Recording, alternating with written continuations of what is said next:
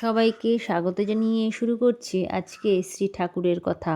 ঠাকুর আমাকে রাখাল মহারাজকে ভিক্ষা করতে বলতেন। প্রায়ই বলতেন ভিক্ষার অন্ন বড় পবিত্র। আমিও রাখাল, মহারাজ একদিন ভিক্ষা করতে গেলাম। যাবার সময় ঠাকুর বলে দিলেন, কেউ গালি দেবে, কেউ আশীর্বাদ করবে, কেউ পয়সা দেবে, তোরা সব নিবি। প্রথমে একজন আমাদের ভিক্ষা করতে দেখে তেড়ে এসেছিল, বললে, এমন সন্ডা সন্ডা ছেলে আবার ভিক্ষা করছো, কাজ করে খেতে পারো না? রাখাল মহারাজ ভয় পেয়েছিলেন। আমি বললাম, ঠাকুর তো আগেই এইসব কথা বলে দিয়েছেন, ভয় পাচ্ছ কেন?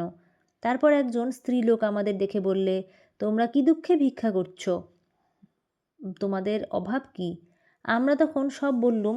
তখন সে খুশি হয়ে একটা সিকি দিলে এবং সূর্যনারায়ণের দিকে তাকিয়ে আমাদের খুব আশীর্বাদ করে বললে, তোমরা যে জন্য বেরিয়েছ, ভগবান তোমাদের সে আশা পূর্ণ করুক। আর অনেকেই চাল পয়সা সব দিলে।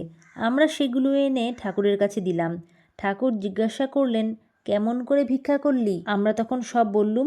ওই স্ত্রীলোকটির কথা শুনে বললেন, ঠিক বলেছে, দেখ আমার সঙ্গে সূর্যনারায়ণের যোগ আছে। ঠাকুরের সাথে সূর্যনারায়ণের সেই যোগের ঠিক গল্পটি কী ছিল তা জানতে হলে অবশ্যই আমার সাথে থাকুন।